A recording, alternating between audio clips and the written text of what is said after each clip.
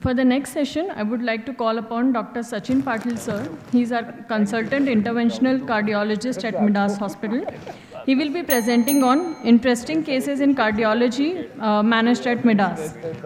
To chair this session, I would like to call upon Dr. Jaspal Arneja, sir, Dr. Sudhir Chafle, sir, Dr. Amol Donkalwar, sir, Dr. Amrish Bukkawar, sir, and Dr. Sushant Patil, sir. I request our chairpersons to kindly occupy a seat on the stage. I thank Mukhyavar sir and Saurabh for having us all here for chairing this session. And let's get away from gastroenterology and come to cardiology. And I'm sure Sachin has to show some interesting cases of cardiology done at Midas. So let's start. Good evening all. Lengthy session. I am presenting two cases. First case, a young 22-year-old female, history of dyspnea on exertion, abdominal distension and pedal edema since last 3 months. Clinical examination had a pulse of 98 per minute, blood pressure of 90 by 60 millimeter of mercury. On auscultation, there were some basal crepitations and there was a pedal edema and ascites. So we had done with some further investigation, and X-ray was a history of mild cardiomegaly. ECG had sinus tachycardia with low voltage complexes, and USG abdomen was a history of mild hepatomegaly with increase in echogenicity, no splenomegaly, and there was moderate ascites with increase in liver spam. So this was likely to be a congestive hepatomegaly. So this is the echocardiography, which we can see that there is a severe LV systolic dysfunction with an ejection fraction of 20%, and there is a global LV hypokinesia with increase in the thickness of LV wall. So this echo has a dilated LV size with a LVDD of 55 millimeter, severe LV systolic dysfunction with ejection fraction 20, a global LV hypokinesia, grade 2 diastolic dysfunction, and no evidence of constriction. So we worked up further. So we got some positive findings like C-reactive protein is raised, it is 22, ESR was 82, and NT-proBNP was very high, it was 10,454, too much. Create was normal, LFT was normal, ascitic fluid was having low sag ratio, TROPI was raised, SGOT was raised, and ACE level was normal. ANA was negative, HIV ELISA was negative. So the primary diagnosis was dilated cardiomyopathy. Young 22-year-old female coming to with the heart failure with dilated cardiomyopathy. Now the question is, what is the cause? And second is reversibility, whether it is reversible. So what can be the most common differential? 22-year-old female with severe LV dysfunction. Can it be ischemic? Can it be infective?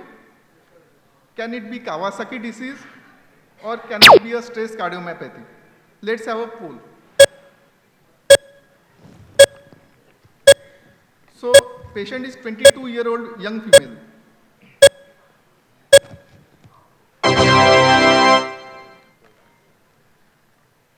Oh, great. So it is very clear, 22-year-old female, so we cannot think of coronary artery disease, very less likely.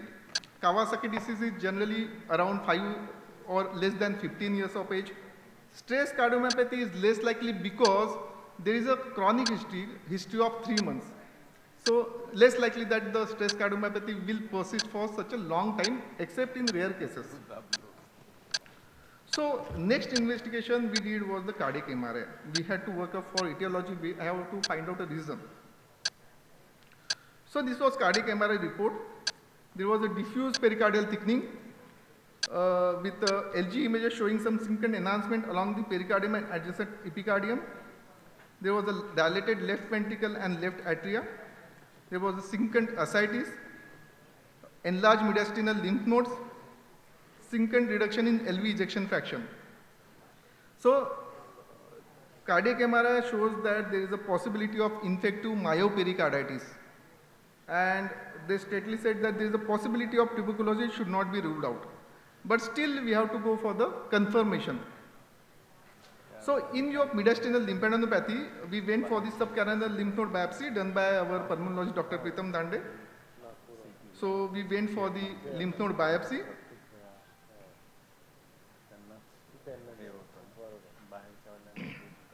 And then a specimen bronchoscopy guided biopsy from the subcarinal lymph node. Impression was caseating granulomatous lymphadenopathy, that is tubercular etiology. So we started patient on anti-failure treatment, that is diuretic, beta blocker and mineralocorticoid receptor antagonist, anticox treatment and a short course of steroids. Patient came directly after 3 months and now she was quite fine. She was like a normal person. Echo was repeated. There was a surprising result that ejection fraction was normal. Normal ejection fraction is 60% from 20% and there is no pericardial effusion, no signs of constriction, absolutely normal echo. So comes the poll, when is TB myocarditis most common diagnosed? In literature, when it is most, is it antemortem or is it postmortem?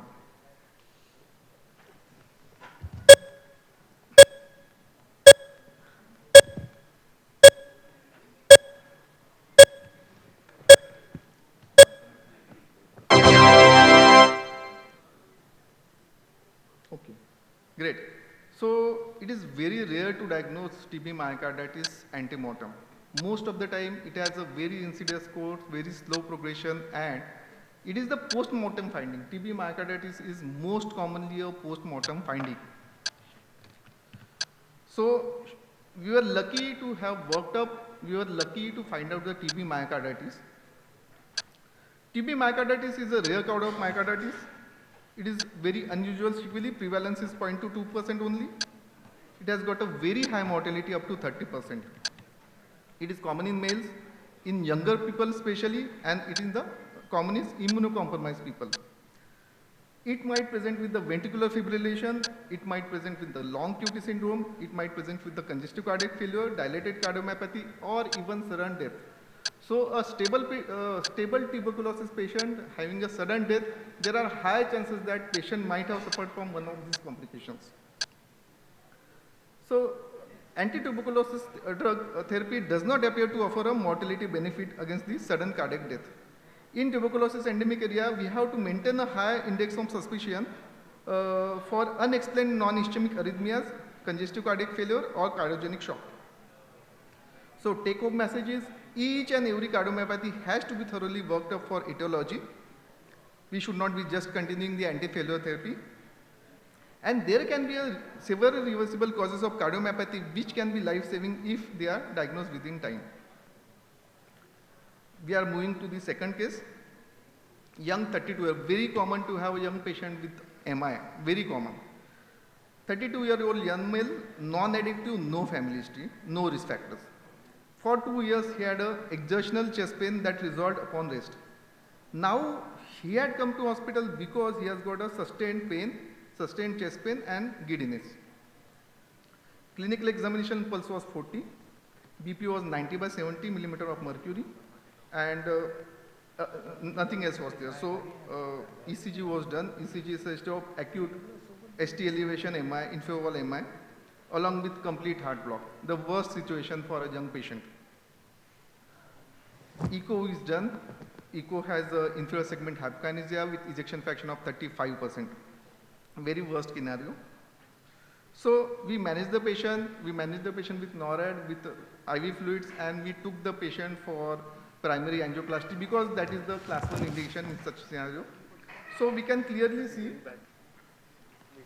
that there is some dye leaking from the mid segment of RCA, and this is called as the coronary artery fistula. This is a coronary cameral fistula. So a dye which is leaking from the RCA is going to right atrium, and it is followed by thrombus. So there is a stenosis, there is a dye leaking, and followed by 99% thrombotic occlusion. Left coronary system is normal except for some mild plaque. So angiogram has a RCA, right coronary artery, which is super dominant. It has a mid segment which has a coronary artery fistula draining into the right atrium, followed by 99% thrombotic occlusion. Hence, it is shunting all the coronary blood flow to the right atrium. Very rare. So after thorough counseling, because young patient, very difficult for relatives to accept the fact, patient was portrayed for the coronary angioplasty. So here you can see we put a drug-eluting stent and we could cause the fistula and we could achieve the coronary circulation back. So the fistula is closed and thrombus is removed and there is a TIMI3 flow, what we say is TIMI3 flow to the right coronary artery.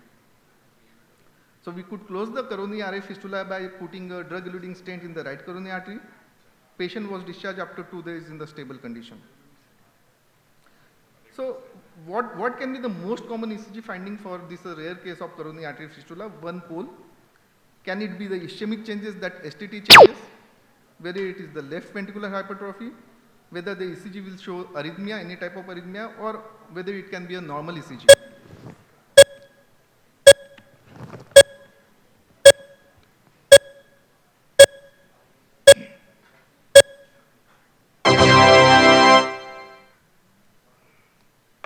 Okay. Oh, there is a tie. It is normal ECG. Very difficult to diagnose a coronary artery fistula on ECG and echo. It is a very rare, most common presentation is the normal ECG. It is a very rare, it is only 0.8% of angiogram has the coronary artery fistula. Generally, it does not lead to any sequelae. Most common presentations are angina pectoris, exertional angina, and congestive cardiac failure if the aneurysm is big, if the artery fistula is big. Rarely it can cause the myocardial infarction because of the coronary steal phenomenon.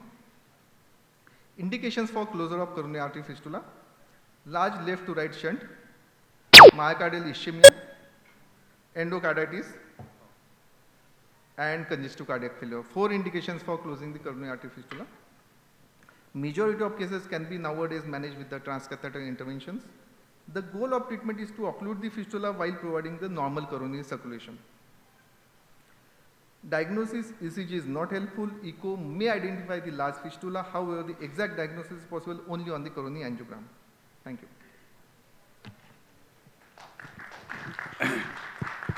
The excellent 2 cases, Sachin. Again, I think the first case is a really nice case where you could actually diagnose the cause of LV dysfunction. Most commonly what happens is when a patient comes with this picture, you see a dilated heart and patient is in heart failure, is to label this patient as dilated cardiomyopathy and put the patient on standard anti-failure therapy. I think you worked up this patient because it was a recent history.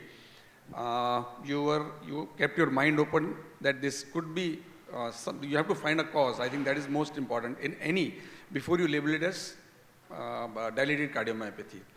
Young female, it is most likely to be infective and usually it is post-viral. But since this was a little chronic history, LV was dilated, and you were lucky to have a lymph node to do a tissue diagnosis. What if the lymph node was not there? How would you have, diagnosed it as tuberculosis? It was very difficult, sir, then. It would have been very difficult.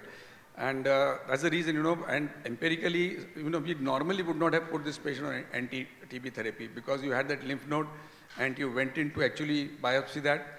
That was the most beautiful point in this case. I think very nice case.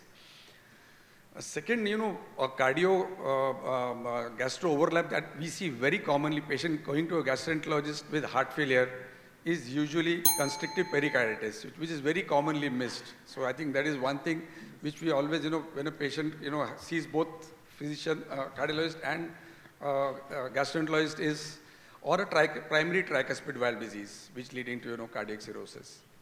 So that was an excellent case. Thank you. Sir, for the first patient, sir, how many days did you give steroids, and did you give IV steroid or oral steroid, and what was the course of treatment? Yeah. So rule is slightly controversial. I think there are only 2 conditions where we can give the steroid for this TB. We give a short course of steroid for 3 weeks, oral steroid in tapering dose. Now, had there been pericarditis which was more, or pericardial, some sort of thickening, There we recommend a longer dose of steroids, but in myocarditis, I think it could be a short course was good enough. But if you want to prevent constriction, then about 12 weeks of steroids is recommended. I think the second case also, nice case, basically primary angioplasty. I think we're just lucky to close the fistula.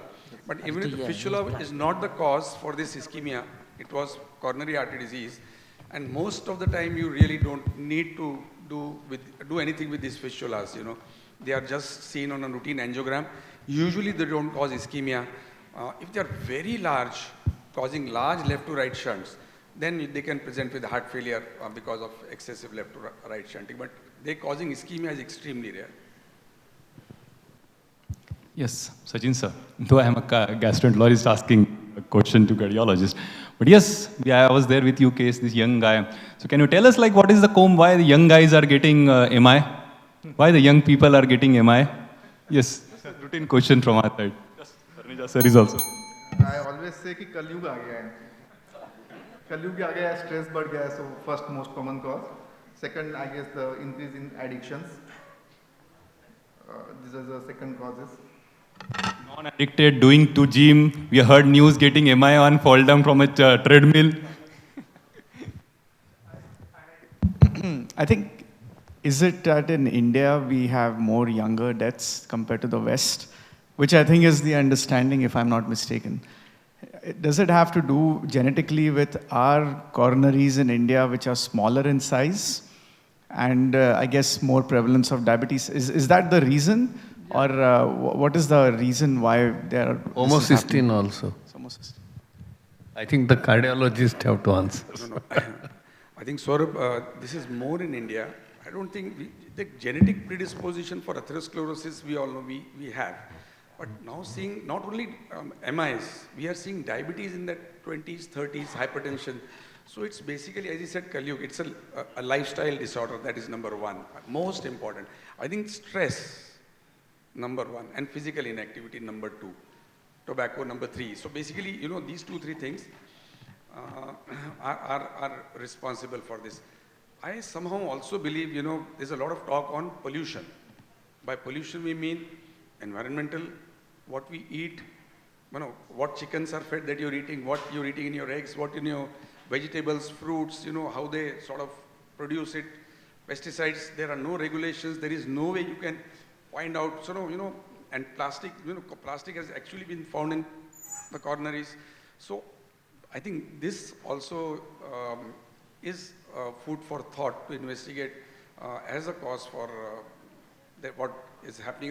You know, farmers coming from there, you know, in their 30s, they are having diabetes, they are having, you know, they are working the whole day. So we have to look for something more than this, you know, and possibly some sort of pollution, whether it is food or air. Now, as it has come to the physician's interest, so I intervene.